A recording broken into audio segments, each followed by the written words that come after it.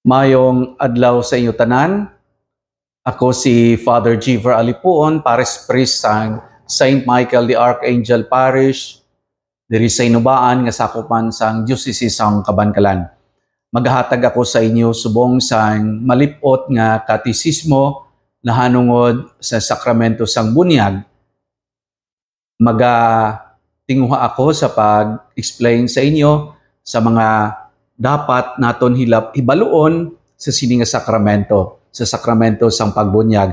Ano ang importante nga mga bagay nga aton hibaluon sa sini nga sakramento kag kun ano ini katahom nga sakramento. Agod nga maapresyar naton sing maayo ang pagbunyag sa aton, ang aton pagka miyembro sang simbahan. Tanan kita nga mga Kristiyano Katoliko nabunyagan. Hindi kita pwede matawag nga Kristiyano, Katoliko, kung wala kita nabunyagan. Kag kung paano akon nga isay-isay sa inyo subong. So, kita maghahatag subong sang malipot nga katisismo sa sakramento sang bunyag. Apang antes sini ato nanay hibaluon ukon hangpon ang tinaga nga sakramento. Kay masami naton ini mabatian sa aton nga mga katikista. Ining tinaga nga sakramento aton permi mabatian sa aton mga religion teachers. Ining tinaga nga sakramento aton permi mabatian sa mga sermon sa aton mga kaparian. So nano ang paghangop naton sa sining tinaga nga sakramento? Ano ang sakramento? Ang sakramento isa ka epektibo nga tanda sang grasya nga makita gid sang aton nga mga mata. Ini nga mga tanda o kung ginatawag naton ini nga sacred signs nagadala kag nagahatag sang grasya sang Dios para sa pagpakabalaan sang iya katawhan. Take note, nagahatag sang grasya, nagadala sang grasya, ang purpose agod nga manginbalaan kita. Si Kristo ang nagtukod sa mga sakramento, kag iya ini gintugyan sa simbahan, kag ang simbahan amo ang nagapanagtag sini sa aton tanan, sining Dios nun nga kabuhi. Ang kitaon nga mga ritual nga sa diin, ang mga sakramento ginaselebrar, nagapatimaan kag nagapakita o kon nagapresentar sang grasya nga nagakabagay sa sini nga sakramento, sa kada sakramento nga ginahiwat. Si Kristo ang nagtukod sang sakramento, kag iya'y nagintugyan sa simbahan. Aton lang imaginon ang simbahan nga daw isa ka dispenser nga patubod sang tubig agod nga ipanagtag sa mga nagasalod sini. So ang simbahan lang ya ang nagapanagtag. Naghalin ini kag gitukod ini sang aton Ginoong Hesukristo. Ang sakramento isa ka makita nga tanda o kon sign sang hindi makita nga realidad. Isa ka visible nga mga tanda nga naga-signify sang hindi makita nga realidad. Okay? So, hangpo naton ini nga mga tinaga agod nga mas hapos sa aton ang tanan. Una, ano ang botsilingon sang tanda o kon sacred sign? Ini amo ang kitaon nga mga bagay nga nagapahayag sang hindi makita nga realidad kag bulig nga amo ang grasya sang Dios. Halimbawa sa bunyag, ano ang makita gid nga tanda nga sign? Ang tubig, halimbawa, ang tubig makita gid. Kag ano ang ginasignify sini? Ginasignify niya sini ang realidad sang pagpanaog sang Espiritu Santo. Sacred sign, mga tanda nga makita gid. Okay? Nano naman niya ang paghangop naton sang tinaga nga grasya, grace. So, masami mabatian man naton ining tinaga nga ini sa mga sermon sang pari, sa mga katikista, sa aton nga mga teachers. Grasya. Ang sakramento isa ka epektibo nga pamaagi sa pag-transmit sang espiritual nga bulig halin sa Dios pakadto sa mga nagabaton sini. Ang tagsa ka sakramento nagahatag sang espesyal nga bendisyon agod nga mahimo nato ang aton Kristiyano nga buluhaton. In short, ang pag-transmit o kung ang ginahatag nga espiritual nga bulig halin sa Dios pakadto sa tao agod mahimo niya ang nagakabagay nga himuon, agod mahimo niya ang maayo nga bagay, agon manginbalaan siya, ginahatag sa iya ining nga mga bagay, ining grasya, ining espiritual nga bulig halin sa Dios. So amo ini ang pag-inchini naton sang grasya. Ginatawag man naton ini sanctifying grace.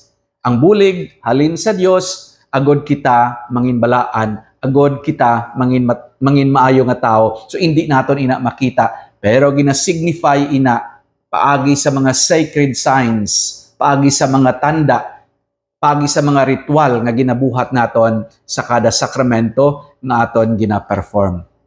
Sa malipot nga paghangop, ang sakramento amo ang mga ritual kag seremonya nga makita sang aton mga mata, mabatian sang aton nga mga dulunggan, kag masimutan sang aton nga mga ilong. Nga sa diin, nagapahayag kag nagadala ang mga ini sang Dios nun nga grasya halin sa Dios pakadto sa aton tanan, pakadto sa tao. Ang bunyag, kay kadto na kita sa sakramento sang bunyag. Ang bunyag amo ang una gid nga sakramento nga mabaton sang isa ka bata o kon sa isa ka tawo nga buot mangin gusto nga mangin Katoliko Kristiyano. Nga una gid naton ini mabaton. Ini tungod kay ang bunyag amo ang nagahimo sa aton nga mangin membro sang katawhan sang Dios. Ang bunyag amo gid lang ang nagahimo sa aton nga member, mangin miyembro sa katawhan sang Dios. Ang Ginoo gid mo ang nagsiling sini sa John chapter 5 verse 3, siling sang aton Ginoong Hesukristo nga kinahanglanon gid kag necessary ang bunyag sa kaluwasan. Siling ni Jesus, wala sang isa nga makapasakop sa paghari sang Dios kung hindi siya matawo sa tubig kag sa espiritu. John chapter 3 verse 5. Wala sang isa nga makapasakop sa paghari sang Dios kung hindi siya matawo sa tubig kag sa espiritu. Siling sa Catechism of the Catholic Church, baptism is necessary for salvation for those whom the gospel has been proclaimed and who have had the possibility of asking for this sacrament. Take note, baptism is necessary for salvation. The Church does not know any means other than baptism that assures entry to eternal beatitude. The Church does not know any means. Wala sa kabalokon, ano pagid ang iban nga pamamaagi, agon mapasiguro gid nga ang tao makasulod sa langit. The Church does not know other means except baptism. Wala sa kabalo kung ano ang iban pagid nga pamaagi magluwas sa pagbunyag, agon mapasiguro nga makapalangit gid ang mga tao. Of course, may ara man pamaagi ang Dios. O kung gusto sa Dios nga magpalangit, ang tao, mahimo niya ina kay Dios siya. Pero on the end of the church, sa simbahan naman niya, amo lang gid niya ang nabalaan niya nga pamaagi, ang pagbunyag lang gid. Agon mapasiguro nga makapalangit gid ang mga members. So the church does not know any means other than baptism that assures entry to eternal beatitude. This is why she takes care not to neglect the mission she received from the Lord to see that all who can be baptized are reborn of water and the Spirit. God has bound salvation to the sacrament of baptism, but He Himself is not bound by His sacrament. Mahimo na ya ang tanan kay Diyos siya. Pero sa simbahan, on the end of the church, baptism lang gid ang iya nabalaan, agon mapasiguro ang kaluwasan, agon mapasiguro nga mangin membro siya, mangin membro kita sang simbahan. So, this is the teachings of the Catholic Church, number 1257. Ang Catechism of the Catholic Church, number 1213, naghahambal man, Holy baptism is the basis of the whole Christian life, the gateway to life, the Spirit and the door which gives access to other sacraments. We become members of Christ, are incorporated into the church, and made sharers in our mission.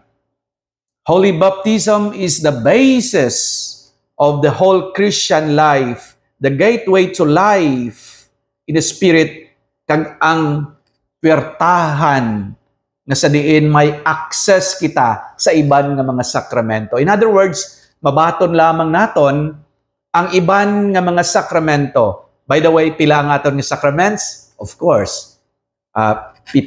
There are 7 sacraments. Ang una gid nga batunon sining 7 ka mga sakramento amo ang baptism, ang pagbunyag.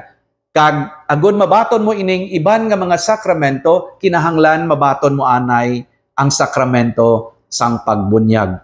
Kag agod nga mangin entitled ikaw sa pagbaton sa iban nga mga sakrament. Of course, amo ini ang nagahimo sa aton nga mangin membro sa simbahan. So agod nga mangin entitled ka sa iban nga mga benefits sa mga goods of the church.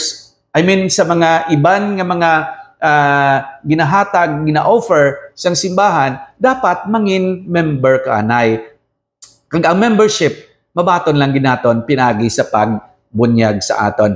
Siguro mapaanggid naton ini sa enrollment sa eskwelahan. Agod nga makasulod ka sa mga classrooms, agod nga may grades ka sa amo sini nga subject, kinahanglan naka-enroll ka anay sa registrar's office. Agod nga may access ka sa tanan nga mga gina-offer sa eskwelahan. Though amo-amo sina ang sakramento sang bunyag. So may 3 kita kasahi sang bunyag.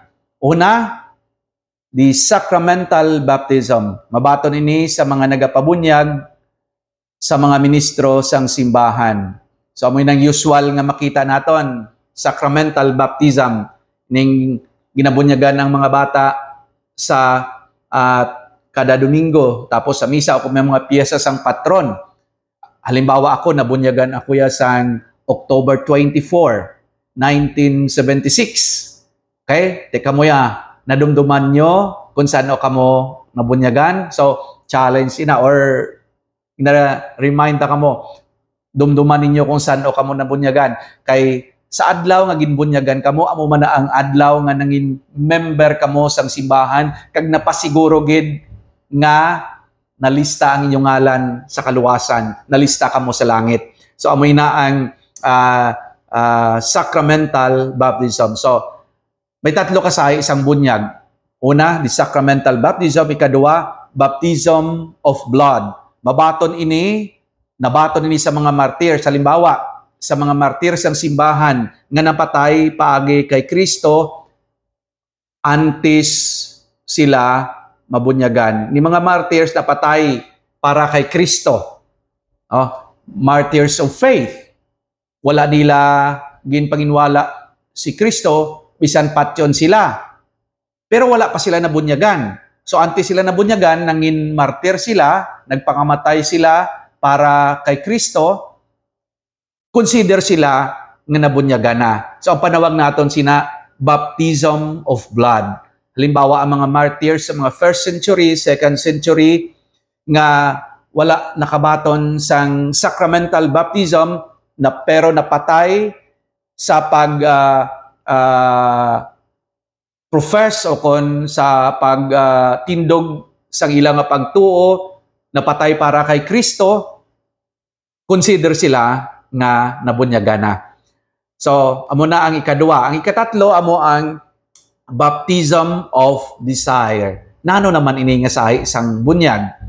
Mabaton ini sang mga tao nga nagasunod sa kabubuton sang Dios nga yara sa ila konsensya, hara sa ila konsensya, ang ila nga pagtuo, kabubuton sang Dios, apang wala sa mga kahigayunan kag oportunidad nga makilala nila ang Ginoo kag ang simbahan. Wala sang oportunidad nga makilala nila ang Ginoo kag ang simbahan. Baptism of desire. Ini nga sa isang bunyag, mabaton sa mga tao nga nagasunod sa kabubuton sang Dios nga yara sa ila konsensya.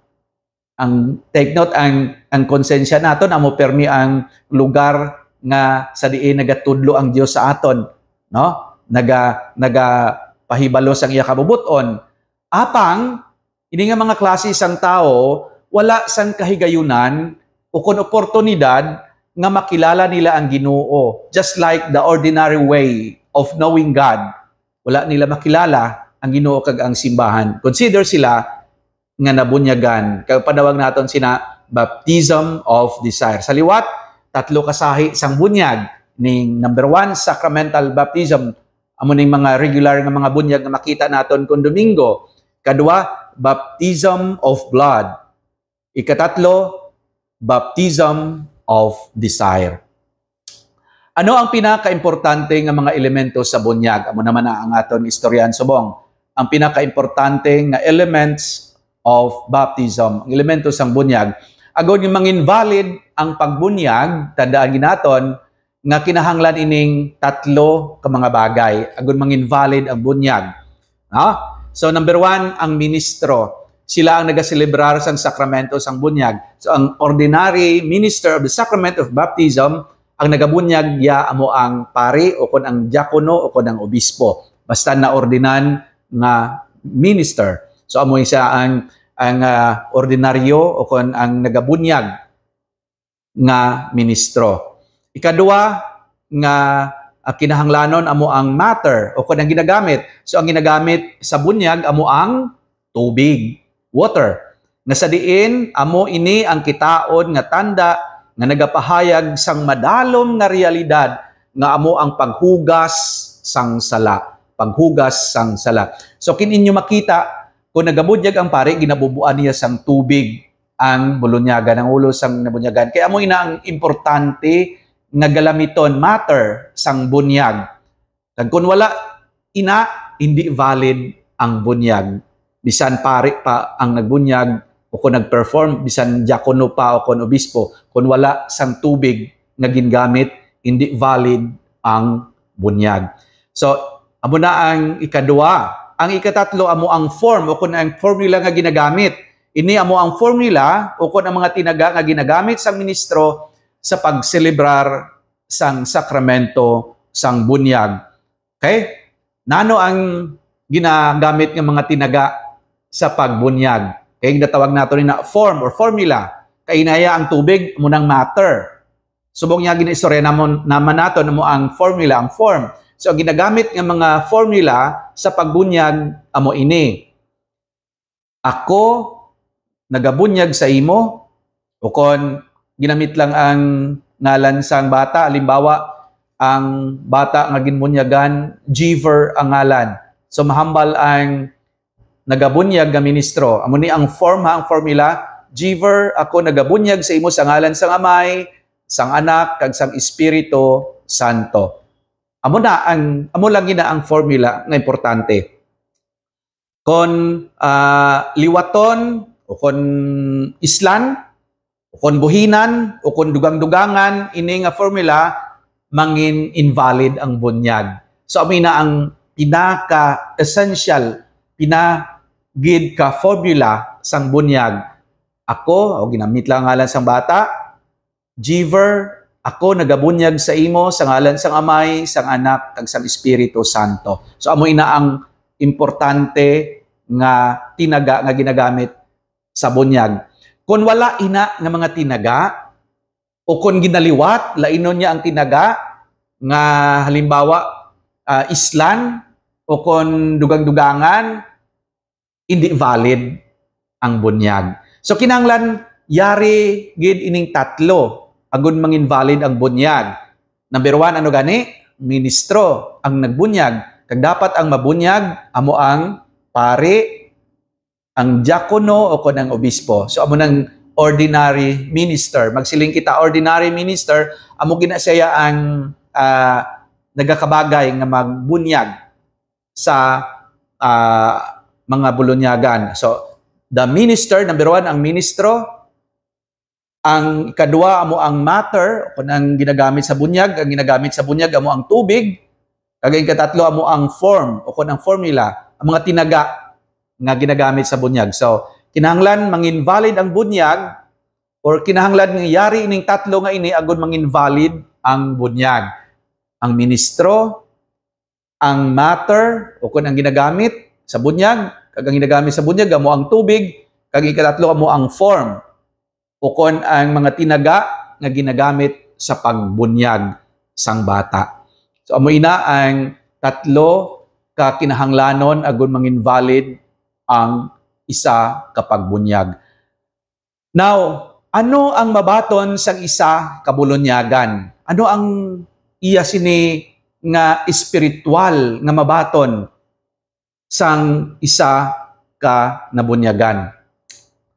Amo ini ang mayor nga grasya nga mabaton sang isa ka bulunyagan. Number 1, kapatawaran sang sala nga panublion o kung natawag naton ina original sin. Kita tanan na tawo nga may sala nga ginpanubli halin sa aton na hauna nga mga ginikanan, halin ginaya sa aton nga first parent, muna ginatawag naton original sin. Ang bunyag amo ang nagadula sini nga sala, lakip ang mga pinalidad sini. Apang pagkatapos ang bunyag, ang tao yara gihapon sa kahuyangon sang sala. Bot silingon bisan nga nabunyagan na ang tao, kag panas na ang iya nga sala nga napanubli, sarang gihapon siya makabuhat sang sala. Kag indi madula ang huyog sa paghimo sang sala. Ginatawag naton ini sa in English nga concupiscence.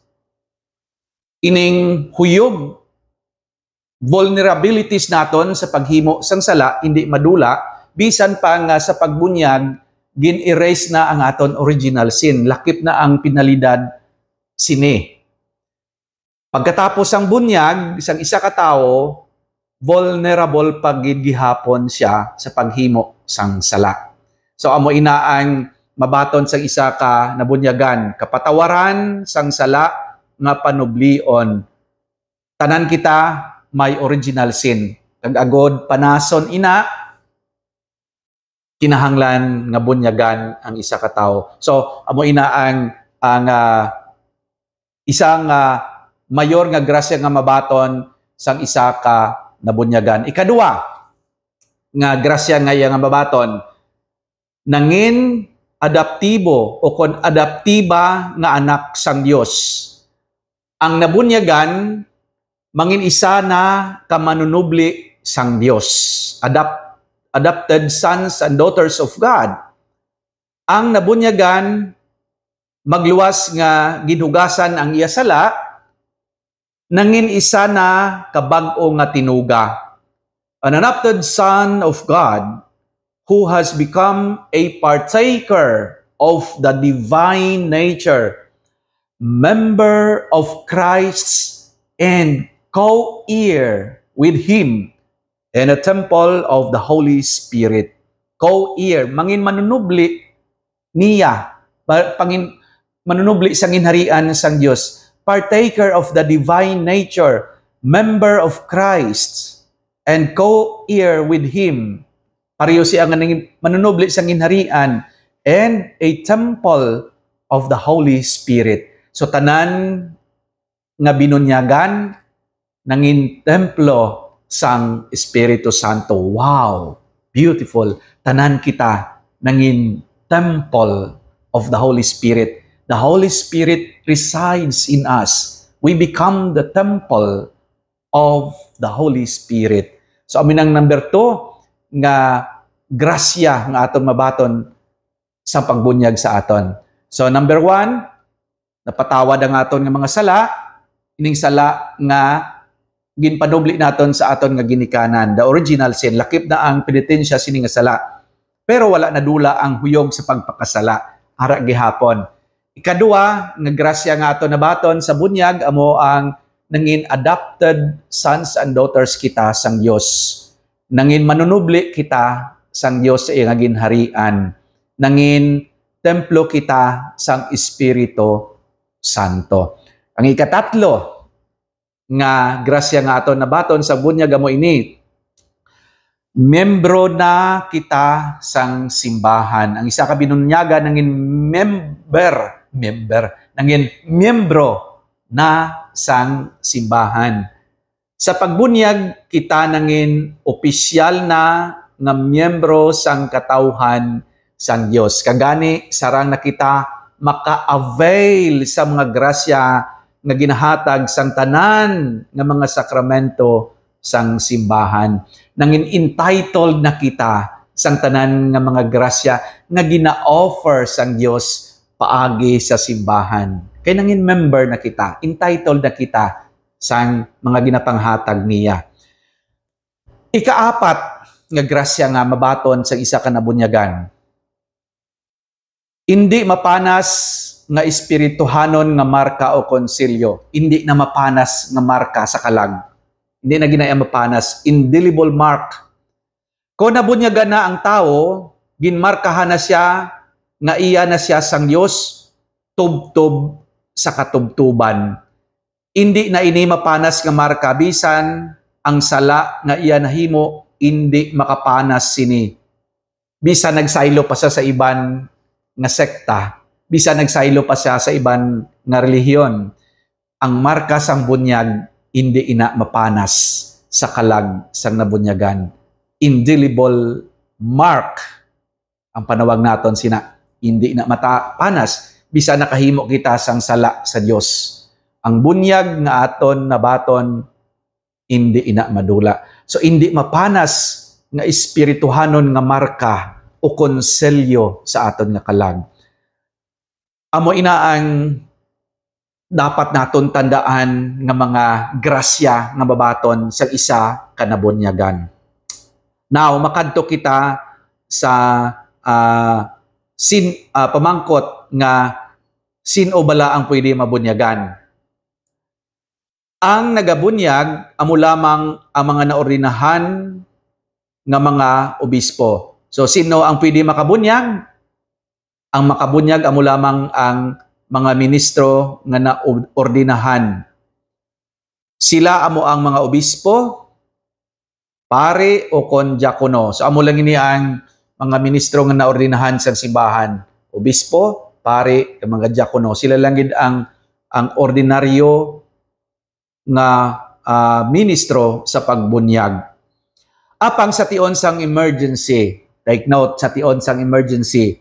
Halimbawa, kunyara sa katalagman, sang kamatayon ng bata, sarang makabunyag ang bisan sino, provided nga may intensyon siya nga bunyagan ang bata suno sa intensyon sang simbahan.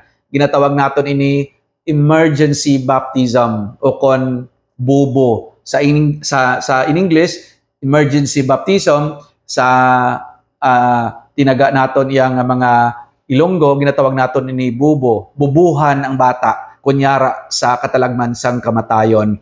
So, amo ina ang mga ministro sang bunyag. Okay? Sino ang pwede maka-perform sang emergency baptism o kung ang pagbubo? Bisan sino nga tao pwede maka-perform o kung preferably ang practicing Catholic. Basta nga may intensyon lang siya nga bunyagan ang bata sa pamaagi sang simbahan. Ano ang himuon sa emergency baptism? Bisan sino nga tao pwede maka-perform sang emergency baptism. Amo lang ini ang iya himuon. Makuha siya sang tinlo nga tubig, hindi lubog nga tubig, tinlo, kag ibubo sa ulo sang bata. Ibubo sa ulo sang bata sabay siling o kondungan nga nagasiling. Paresigid sang pagbunyag nga formula, pagbunyag sang pare. Ang ginagamit nga formula sang pare sa pagbunyag nga nagasiling.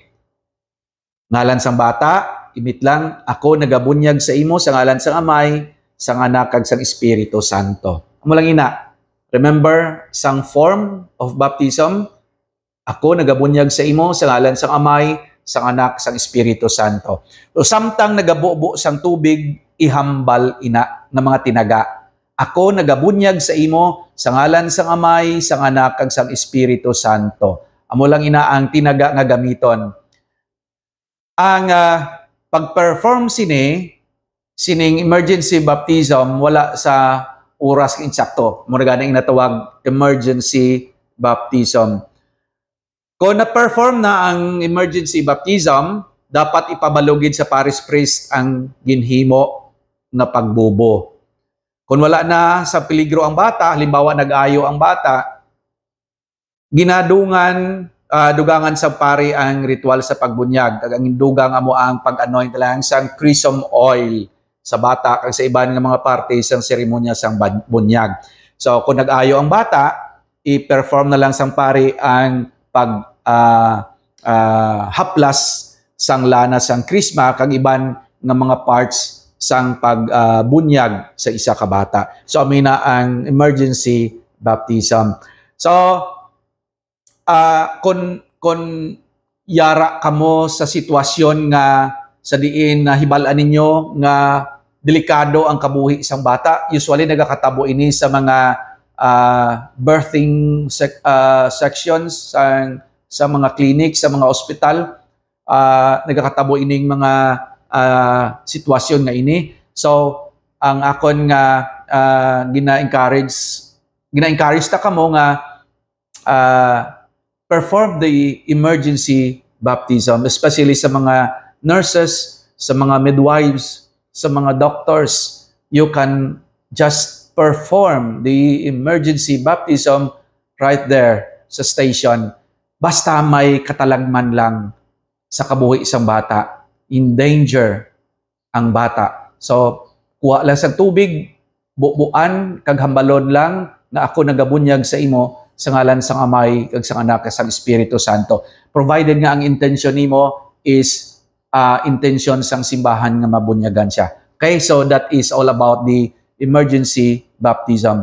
So ano naman ang basic ng mga responsibilidad sang ginikanan sang bata? Okay?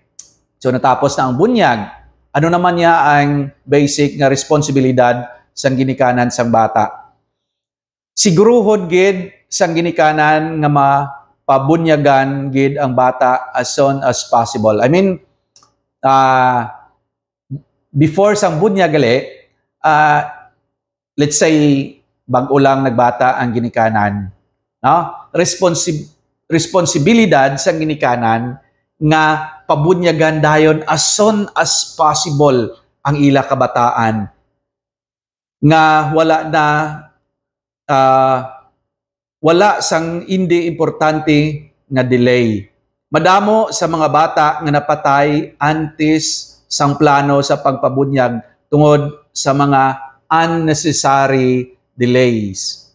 Damo sang mga kabataan nga napatay antes sang pagbunyag sa ila tungod kay delay ang pagbunyag. Dason lang na, Father, kay wala pa kami kwarta. Dason lang na, timing nga magdako-dako siya, kay makasupot-supot kami. Madamo sa mga kaso nga nahibalaan ko, 19 years na ako nga pare, damo na ako sa mga experience ini. So, napatay antes sang bunyag. Ang iban na aksidente, ang iba nagmasakit antes sang mga ginatalana nga bunyag, kay ginhulat-hulat anay nga makakwarta o kung makatipon-tipon, tiara mo kay napatay ang bata. So, hindi na pag-i-delay ang pagbunyag sa parokya diri sa Inubaan. Wala sang fixed nga amount ang pangpabunyag. I mean, love gift mo lang sa simbahan ang ginapangayo kung magpabunyag. So, hindi kita magsiling gasto ang magpabunyag. Nagagasto lang ina kung magpabungga kita sa punsyon. Pero ang bunyag, love gift lang ina, donation mo lang na ang ginahatag sa simbahan. So, hindi na paghimuon ang mga unnecessary delay nga sa pagpabunyag sa aton nga mga kabataan. Agod nga malikawan ini, dapat nga pabunyagan gid ang bata the soonest possible. Ang ginikanan dapat makahibalo sa mga basic doctrines o kon teachings sang simbahan katulad sang 10 Commandments, 7 Sacraments, kag sang mga basic Catholic prayers. Kaya mo ina ang itudlo niya sa iya nga bata. Siya gid ang una nga katikista sang bata. So tandaan naton mga ginikanan, kamo ang una gid nga katikista, manunudlo sang inyo kabataan. Ang mga katikista naton sa simbahan niya, sa aton nga parokya, naga-follow up na lang ina sang inyo nga gintudlo. Bisan sa pagpanguros lang, dapat nga tudloan ninyo ang inyo kabataan. So that is why may mga seminars kita sa aton nga parokya, seminar sa basic prayers, seminar sa Ten Commandments, Seven Sacraments. Ginaseminar ang ginikanan tungod kay sila ang mga teachers sa ila kabataan. So ano ang itudlo nila kon wala man sila nakatuon sini. So amo ina nga may mga seminars nga ginapatigayon ng aton nga parokya antes sang pagbunyag. Ano naman niya ang responsibilidad sa mga maninoy kag maninay sa bunyag? Ang mga maninoy kag maninay sa bunyag amo ang magabulig sa ginikanan sa pagtudlo sa bata nga mangin maayo nga Kristiyano. Sila ang mga modelo sang bata sa iya nga pagdako sa pagtuo. Kagani dapat nga ang mga maninoy kag maninay makahibaluman sa mga ginatudlo sang simbahan kag sa mga basic prayers katulad sang amay namon, maghimaya ka Maria, himaya sa amay, etc. So mga maninoy-maninay nakasaulod na bala kita sini. Dapat nga maninoy o kung maninayara sa 16 years old pataas ang edad. Kag nakabato na sang sakramento sang bunyag, konfirma kag first communion. May mga sitwasyon kung kisa nga ang mga non-Catholics naga maninoy o kung naga maninay, gusto nga magmaninoy o kung maninay. I'm sorry to tell this, but hindi pwede. Common sense, ano karon ang itudlo nila sa mga ihado nila kag ihado nga Katoliko nga pangamuyo kung sila hindi Katoliko. So, ang nabunyagan lang sa Katoliko o kung ang Katoliko lang gid ang pwede makamaninoy o kung makamaninay sa bunyag. Sa mga kasalya sa simbahan, nagatindog dira nga maninoy, ang maninoy o kung ang maninay sa kasal, kay sila ang mga witness, mga legal witness sang kasal, no? Sang kasal. So lain man niya ang bunyag. Ang bunyag ya lain. Ang mga maninoy-maninay amo ang magatindog nga daw ikaduha nga ginikanan sa pag-alalay tudlo sa mga kabataan o kung sa mga ihado nila sa mga basic prayers in a Catholic way, living, pagtudlo sa mga commandments, etc. Kung hindi Katoliko, hindi ginina mahimo. That is why hindi pwede ang mga hindi Katoliko magmaninoy o kung maninay. Buot silingon pagid sini, ang hindi Katoliko hindi pwede makamaninoy o kung maninay, sarang lang sila maka-attend sa seremonya apang hindi bilang isa ka maninoy o kung maninay. Pwede lang sila diri makatindog, maka-attend lang, but not as maninoy or maninay. Attend lang siya sa seremonya sang bunyag. Ang rason sini amo nga mapasiguro gid nga matudloan ang bata sa Kristiyano Katoliko nga pamaagi sang siya o kon siya maghamtong. So mga kauturan amo ini ang aton malipot nga katisismo na hanungod sa sakramento sang pagbunyag. Hindi gid man ini exhaustive nga pag-explain sang sacrament of baptism, pero akon lang gintinguhaan nga mahambal sa inyo ang mga dapat hibaluon naton sa sakramento sang bunyag. If you like this video, please share this to your friends agod nga maapresyar manila ang katahom sining sakramento nga ginhatag sang Ginoo, ang sakramento sang bunyag. Kabay pa nga maapresyar naton ang sakramento sang bunyag agod nga kita man mismo ang magtudlo sini sa iban. Maapresyar naton ang aton nga pagtuo kagani kita ganado sa paghimo sang aton nga mga buluhaton bilang Kristiyano Katoliko. Kabay pa nga makabulig ini sa inyo tanan kag maga padalom sang inyo nga pagtuo. God bless you. Have a nice day.